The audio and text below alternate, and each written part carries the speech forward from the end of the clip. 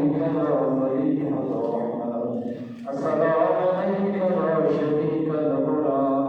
السلام عليك يا قاتم البرهان السلام عليك يا مظهر الإيمان السلام عليك يا إمام الإنس والجان السلام عليك يا إمام الزمان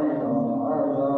أجل الله تعالى فرجه وصال الله تعالى مخرجه والله لا